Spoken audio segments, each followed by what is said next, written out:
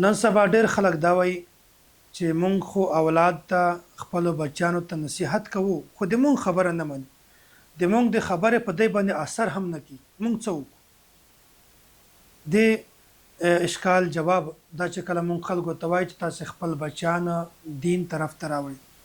د دین تعلیم ورکړي قرآن کریم ورزده کړي د لمانځه مسایل ورزده کړي لمونځ ورزده کړي زکات روژه نور نیک اعمال ورزده کړي بیا دی وایي چې مونږ خو خپل بچي ته ډېر نصیحت وکړو خو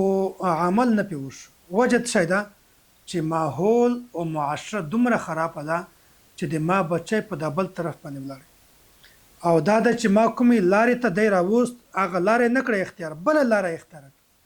دا د معاشرې د وجې نه ده معاشره دومره خرابه شوې ده دی خراب کړی ده حالانکه ما خو ډېر نصیحت ورته وکړو چې لمونځ کوه ما خو ډېر نصیحت ورته وکړو چې بچی تلاوت کوه بچی روژه نیسه زکات ورکوه بچی دا عمل کوه خو د ما خبره نه مني مونږ څه وکړو او مثال دا پیش کوي چې ګورئ مونږ خو خپل حق ادا کړی ده او خپل دعوت هم ورکړی ده نو اوس به الله تعالی مونږ نه پې نیسي د ما خو خپل جنت ته د بچي مې خپل جنت ته د ما خپل عمل ده د بچي مې خپل عمل ده ما خپل غاړه خلاصه کړې ده ما خپل نصیحت ورته کړی ده خپل کار دی کوي او مثال دا پیش کوي چې ګورئ نوح علیه السلام خپل بچي ته دعوت ورکو خو بچي د نوح علیه السلام خبره نه ومنله هغه ګورئ بچی په طوفان کې هلاک شو ختم شو خو اسلام یې نه راوړ نو دغه رنګې مونږ خپل بچیانو ته نصیحت کوو چې بچی لمونځ کوه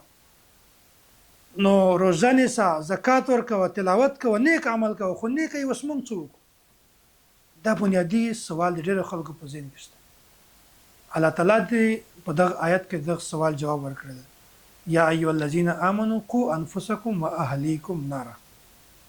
وای چلو دا خبره خو صحیح ده چې انسان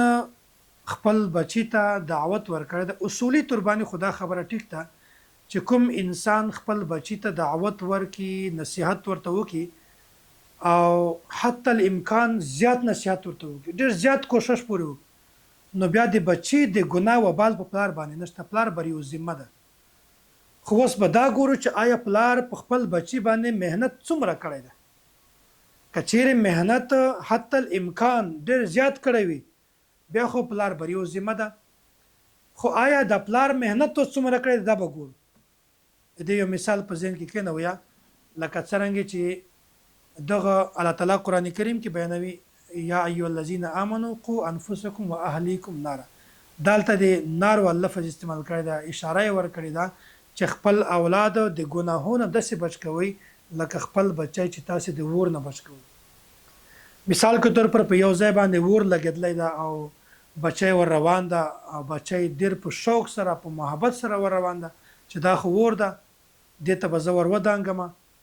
او پلار دې نه اواز ورته وکړي چې ای بچیا دې ور ته مه ورځه دې ته نږدې مه ورځه دا خو به تا غرق کړي دا خو به دې مړ کړي هغه ویني که بچی مې ورغی په دې ور ته دې کوهي ته ورلویږي دې ور ته ورلویږي د ما بچی مړ کېږي آیا انسانو په دې زباني گفتگو باندې اکتفا وکړي چې د ما خوږه بچیا د ما لاړله بچیا دې ور ته مه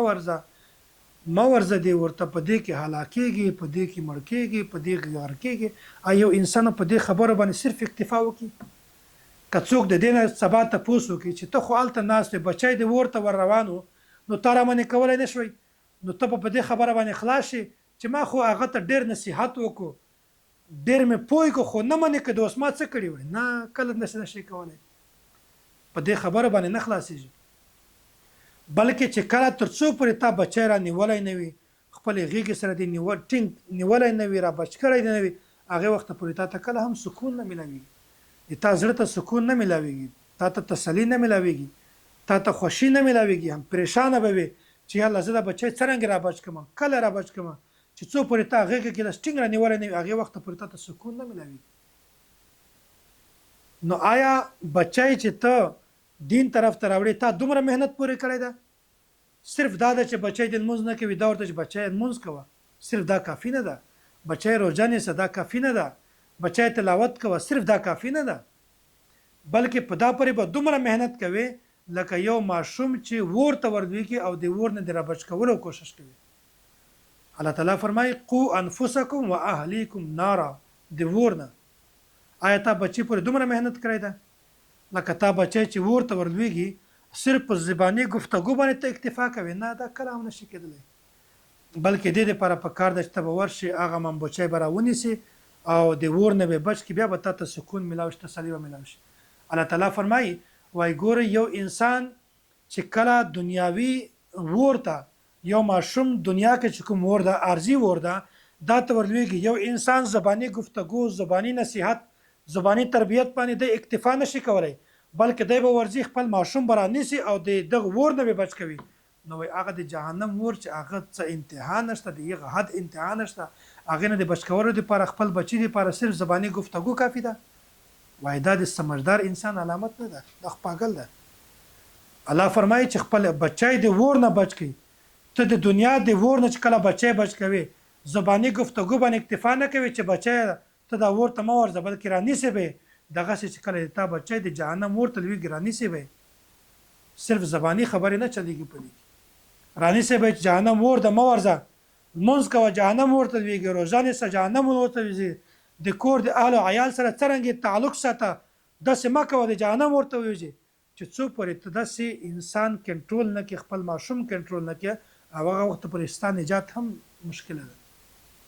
قو انفسکم و اهلیکم ناره، دواړو نجات ضروري ده چې خپل ځان به د جهنم د اور نه بچ کوي، خپل اهل او عیال به د جهنم د اور نه بچ کوي. نو دا خبره د خلک نه کوي چې زه خو خپله دینداري کوم، زه خو خپل لمونځ کوم، زه خو تهجد لمونځ کوم، زه خو اوابین اشراق کوم، چاشت کوم، تلاوت کوم، بس